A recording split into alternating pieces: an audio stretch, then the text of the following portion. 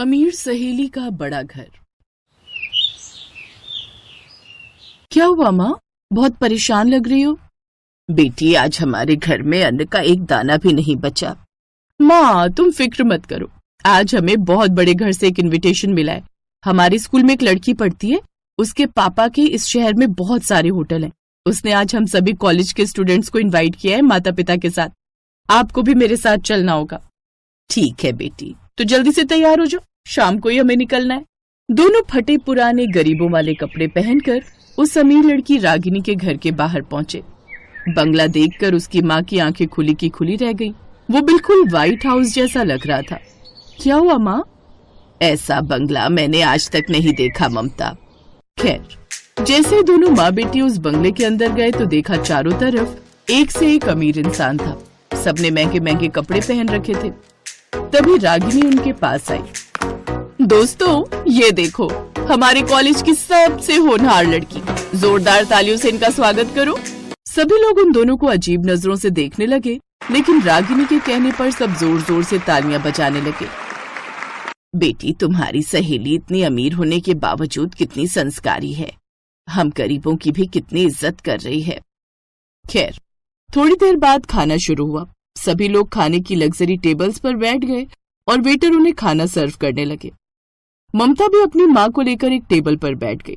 तभी रागिनी और उसकी माँ उसके पास आई। रागिनी, इन्हें यहाँ बैठने को किसने कहा? इन्हें अपनी जगह दिखाओ। अब हाँ माँ, आप फिक्र मत करो, मैं देखती हूँ। ममता, आंटी, आप लोग यहाँ कहाँ बैठ गई अमीर लोगों के बीच? आप लोग यहाँ नीचे जमीन पर बैठ जाइए, आप लोगों की जगह यही है। ये तो किस तरह बात कर रही है? ममता, तुम बहुत मासूम हो। तुम्हें क्या लगा था वो तालियां तुम्हारे सम्मान में मैंने बजवाई थी? तालियां तो मैंने इसलिए बजवाई थी ताकि तुम लोगों को अपनी औकात का पता चल सके। इन अमीर लोगों को भी तो पता चले कि कोई गरीब आया है इस पार्टी में। तुम लोगों के लिए मैं इतनी महंगी महंगी प्लेटें बर्बाद नहीं कर सकती। मेरा बंगला करोड़ों का है, यहाँ की फर्श भी बहुत कीमती है। रागिनी की बातें सुनकर ममता को बहुत गुस्सा आया। उसने अपनी माँ का हाथ पकड़ा और उठ खड़ी हुई। तुझे अपने करोड़ों के बंगले पर बहुत घमंड है ना? मैं इन सब के सामने तुझसे वादा करती हूँ कि ये बंगला एक दिन मैं खरीद लूंगी। दोस्तों, मम्मी डैडी देख रहे हो ये भिखारन क्या कह रही है? कपड़े खरीदने की औकात नहीं है और बोलती है ये बंगला खरीदेगी। चलो माँ, बहुत हो गई बेइज्जती। ममता अपनी माँ को लेकर घर वापस आ गई। बेटी, बाकी सब तो ठीक था, लेकिन तुझे इतनी बड़ी बात इतने सारे लोगों के सामने नहीं कहनी थी। हम तो साल का 50,000 भी नहीं कमा पाते। मैंने जोश जोश में आकर कह दिया था, लेकिन फिर भी मैं आपसे वादा करती हूँ कि उसका वो बंगला तो मैं खरीद कर ही रहूंगी। अगले दिन ही ममता अपनी सारी डिग्री लेकर किसी कंपनी में इंटरव्यू देने चली गई। मैनेजर ने उसकी डिग्री देखी, फिर ममता को ऊपर से नीचे देखा और कहा, देखिए, आपकी डिग्री तो ठीक है, लेकिन आपकी ड्रेस हमारी कंपनी की पॉलिसी के खिलाफ है। इंसान के कपड़े देखकर उसकी मानसिकता का भी पता लगता है। गरीबी मानसिकता हमारी कंपनी के लिए खतरनाक है। लेकिन ममता ने फिर भी हार नहीं मानी। वो लगातार कई दिनों तक अलग अलग कंपनियों में इंटरव्यू देती रही, लेकिन उसे कहीं पर भी नौकरी नहीं मिली। जब काफी दिनों तक उसे कोई काम नहीं मिला तो वो अचानक किसी रेस्टोरेंट में पहुंच गई। उसका मालिक बहुत बुजुर्ग था। बेटी, मेरे यहाँ सारा स्टाफ फुल है, मैं तुम्हें बर्तन धोने का काम दे सकता हूँ। ठीक है बाबा, मैं ये काम करने को भी तैयार हूँ। तो अब ममता उस होटल में बर्तन धोने का काम करने लगी। फिर एक रोज उसके मालिक ने कहा, बेटी, आज हमारे सारे हलवाई गांव गए हुए हैं, क्या तुम्हें खाना बनाना आता है? हाँ बाबा, मैं बहुत अच्छा खाना बना लेती हूँ, आपने कभी मुझे मौका ही नहीं दिया।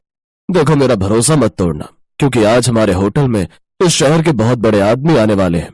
इस शहर में उनके सैकड़ों होटल हैं। खैर, ममता खुशी खुशी खाना बनाने लगी। थोड़ी देर में उनके होटल में उसकी सहेली रागिनी अपने माँ बाप के साथ आई। इसका मतलब बाबा रागिनी के पापा की बात कर रहे थे। रागिनी अपने माँ बाप के साथ एक टेबल पर बैठ गई, लेकिन उसने ममता को बर्तन धोते हुए और खाना बनाते हुए देख लिया था। थोड़ी देर बाद ममता उन सबको खाना सर्व करने लगी। तू तो मेरा बंगला खरीदने वाली थी ना, और यहाँ पर बर्तन धो रही है, खाना बना रही है और हमारे लिए खाना सर्व कर रही है। बेटी, इन गरीबों के मुंह नहीं लगते, चुपचाप खाना खाओ। बेचारी ममता उस वक्त कुछ नहीं बोल पाई। अब वो दिन रात मेहनत करती जा रही थी। अब वो उस होटल में खाना भी बनाती थी, बर्तन भी धोती थी, इसलिए वो अच्छा खासा कमाने भी लगी थी। फिर एक रात उसकी माँ ने कहा, बेटी, अब हमें खाने पीने की कोई समस्या नहीं है।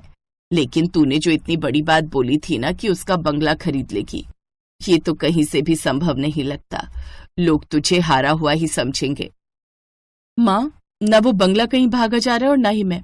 मुझे ऊपर वाले पर पूरा भरोसा है, एक ना एक दिन वो बंगला मैं खरीद कर रहूंगी।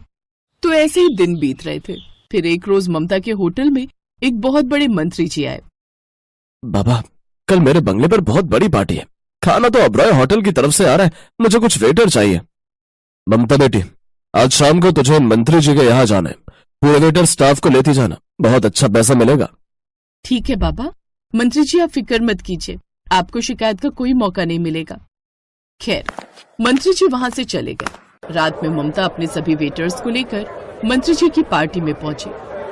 वहां पर रागिनी के पापा के होटल का खाना लगा हुआ था। रागिनी की फैमिली भी वहीं मौजूद थी। उसने जैसे ही ममता को देखा वैसे ही उसके पास चली आई। तुझे पता है यहाँ पर मेरे डैडी का खाना चल रहा है और तू यहाँ पर वेटर है। वैसे कब खरीदने वाली है तू मेरा बंगला? रागिनी ममता से बात कर ही रही थी कि तभी कुछ मेहमान अचानक चिल्लाने लगे। मंत्री जी, ये सब क्या है? हमारे खाने में केकड़ा निकला और रोटियों में तो फफूंद लगी हुई है। मंत्री जी भागते हुए आए। जब खाना चेक किया गया तो खाना 4 दिन पुराना निकला। उन्होंने रागिनी के डैडी को बुलाया। सारे लोग वहीं इकट्ठा हो गए। मिस्टर ओबराय, इस शहर में मैंने तुमको सारे होटल के टेंडर्स दिलाए थे और आपने मेरे ही साथ ऐसा किया। मैं इसी वक्त सारे कॉन्ट्रैक्ट तुमसे वापस लेता हूँ। मुझे तो तुम पर पहले ही शक था, लेकिन अब खाने का क्या होगा? मंत्री जी फिक्र मत कीजिए, मैं बस 1 घंटे के अंदर सब लोगों के लिए ताजा खाना बना दूंगी। ममता ने 1 घंटे के अंदर अपने साथियों के साथ मिलकर खाना बना दिया। सभी मेहमान उंगलियां चाटते रह गए। मंत्री जी, आपको ऐसे लोगों को मौका देना चाहिए। इस लड़की के हाथ में तो ओबरॉय साहब के खाने से 10 गुना बेहतर स्वाद है। ममता बेटी, आज से इस शहर के होटल के सारे टेंडर मैं तुम्हें देता हूँ। मैं 10 करोड़ इन्वेस्ट भी करूंगा। तो इस तरह ममता कुछ ही महीनों में करोड़पति बन गई। उधर रागिनी का परिवार सड़क पर आ गया। उसके बंगले की बोली लगी और सबसे बड़ी बोली ममता ने लगाई। रागिनी ने खुद अपने हाथों से ममता को चाबी दी। मैंने कहा था ना रागिनी कि मैं ये बंगला तुझसे खरीद कर ही रहूंगी। आज के बाद किसी को भी छोटा समझने की कोशिश मत करना। और वैसे अंकल, मुझे छोटे लोगों से बात नहीं करनी चाहिए ना, इसलिए मैं अब आपकी बेटी से कभी बात नहीं करूंगी। चलती हूँ, गुड बाय। उस दिन के बाद ममता